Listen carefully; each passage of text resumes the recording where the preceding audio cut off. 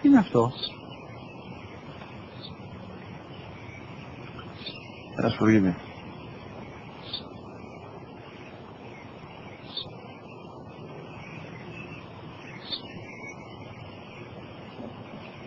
Τι είναι αυτό?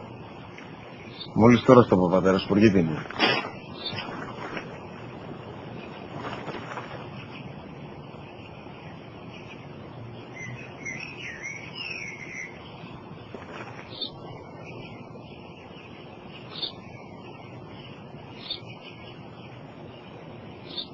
Τι είναι αυτό? Ένα σπουργίτη είναι, πατέρα. Ένα σπουργίτη. Σπου-γι-τι.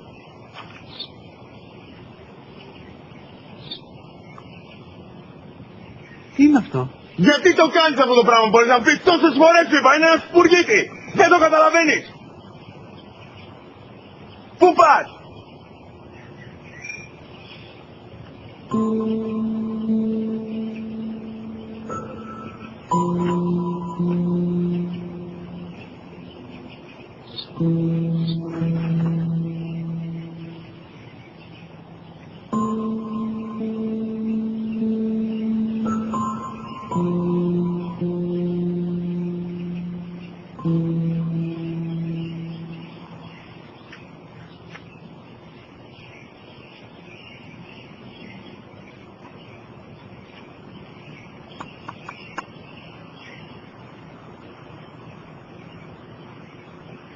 Δυνατά. Σήμερα ο μικρός μου γιος που πριν λίγες μέρες έκλεισε τα 3 καθόταν μαζί μου έξω στο πάρκο όταν ένας σπουργίτη ήρθε και κάθισε απέναντί μας.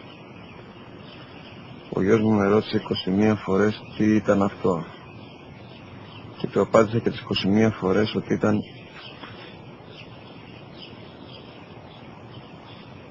ένα σπουργίτη. Τον αγκάλιασα τρυφερά και τις 21 φορές που μου έκανε την ίδια ερώτηση, ξανά και ξανά, χωρίς να εκνευριστώ, νιώθοντας στοργή για το αθώο μου αγοράκι.